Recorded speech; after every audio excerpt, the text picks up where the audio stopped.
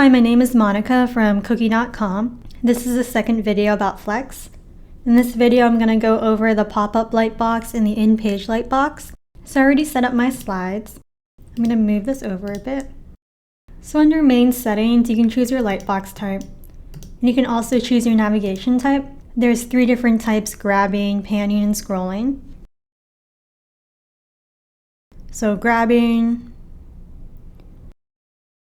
panning, and scrolling. So right now we're just going to leave it on grabbing. And you can choose to have responsive height, and that just sets what percentage of the browser height Flex will take up. So right now it's set to take up 50% of the browser height. For smaller devices breakpoint, you can choose when you want the mobile version of the widget to appear by setting the breakpoint width. There's also the infinite loop feature. Infinite loop makes it so that after you see the last slide, the first slide will display. And in order for this feature to work, you should have around at least 6 slides. And then under gap, you can choose the gap that you want between your slides. And you may notice that we can't click on some things like full width images or self-panning. And so some features don't work with other features, and some features need to have another feature enabled in order for it to work. So for example, full width doesn't work with the in-page lightbox. It only works with a pop-up lightbox. And self-panning needs infinite loop in order for it to work. And if you want a full listing of the features that can't be used with each other, you can always go to the support docs under widgets and templates under Flex. You can check out the article that goes through everything about that. So you can also add your own custom mouse cursor. And you can also set your own next and previous buttons. So you can use any object, and with your object, you just add a graphic style to it and then you update the name here. So let's say I just wanted to use some text as my previous button. And then I would go to graphic styles, create a new style. And then I would update the name in the Flex container under the main settings.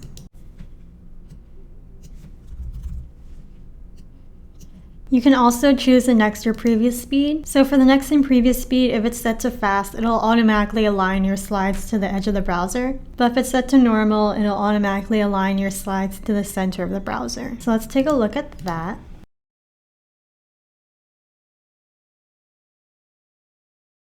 So here, when we click on the next button, it automatically aligns the slide to the edge of the browser.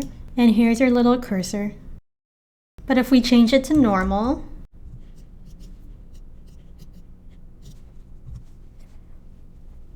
clicking on the next or previous buttons will automatically center the slides. And here's our in-page lightbox. So if you wanted to update the typeface, you can easily do that. Just select the Flex container and update it.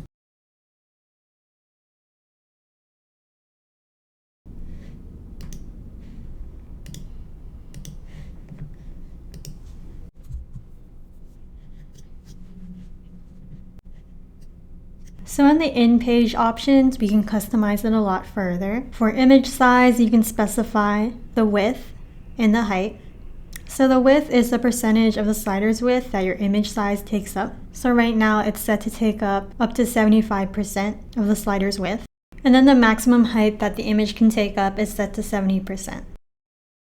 Under controls, you can control how long it takes for it to open or close. And you can also choose to enable moving the slider to the top of the browser when a slide is clicked.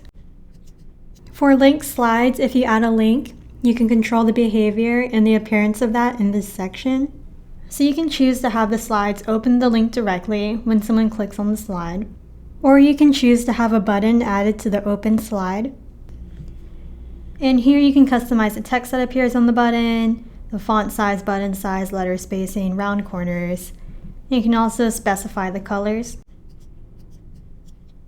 Under close button, you can customize the position and appearance of it. There's different shapes to choose from.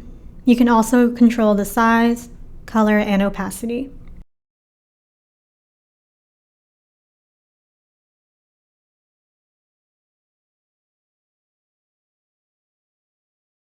Here's our updated close button. Let's add a link so we can see what the button looks like.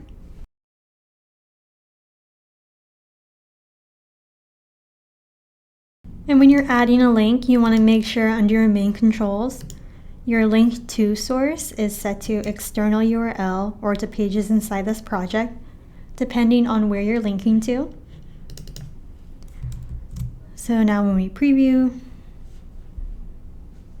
and we click on our slide, here's our generated button. And when we click on it, it opens our link in a new tab. So now I'm going to go over the pop-up lightbox. I'm going to change the lightbox type. And with the pop-up lightbox, you can enable full width images. And one thing to take note of is that with full width images, you can't use panning or scrolling. So while we can't use self-panning with the pop-up lightbox, we can use autoplay. Let's go ahead and look at that.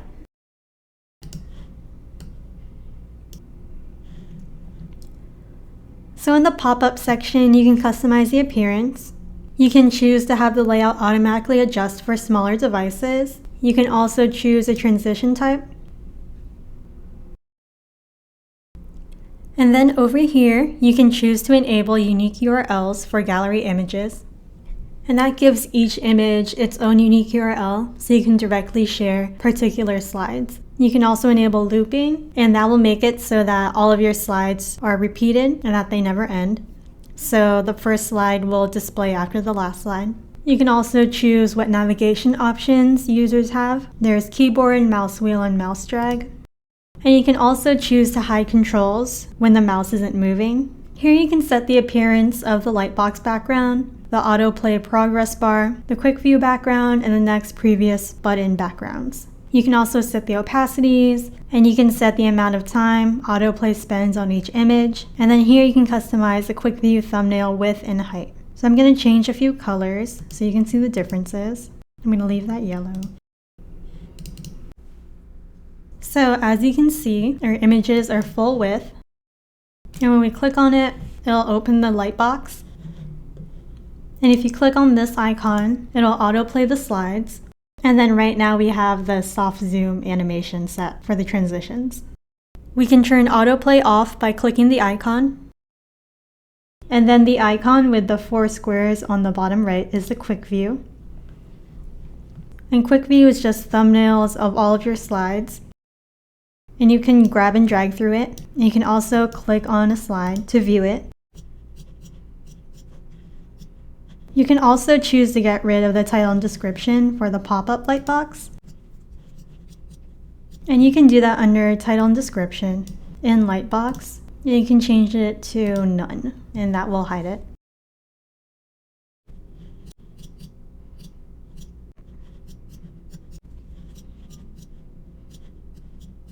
For the controls, you have the option of dark controls. And that'll make all of your icons dark. And that's good if you have a white background for your lightbox or a different light color.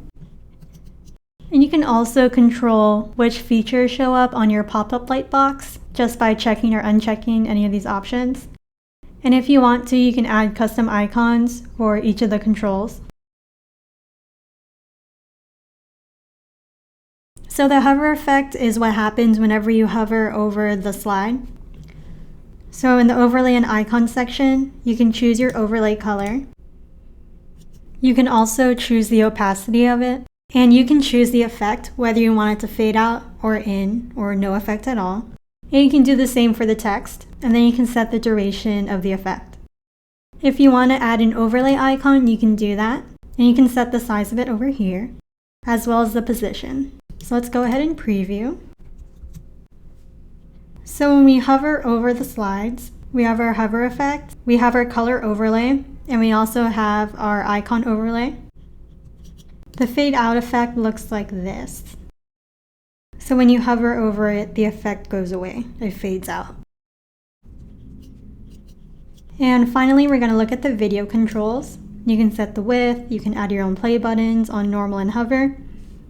And then you can also choose what you want to appear for your YouTube and Vimeo videos. So you can uncheck these or check these as you want. And you can also set a unique color for your Vimeo video controls. And then the HTML video preload, that's relevant when you upload your own HTML videos, so MP4 or OGG files. And checking this will have them load in the background when your page is first opened. And this is a good option if you only have a few videos. But if you happen to have a lot of video files, then it might not be the best option, because having all of those video files load at once as your page is loading will cause your page to load very slowly. So let's go ahead and add a video so that we can check out the Vimeo control colors. Let's open our slides, and in main controls, we're going to make sure that our video source is YouTube or Vimeo. And then we're going to put our video link in, and then we're going to go ahead and preview. So when we click on it, we can click on the image, and here's our video with our custom control color, the yellow. And if we wanted to change the width of the video, we can do that as well. So let's say you only want it to be 500 pixels wide.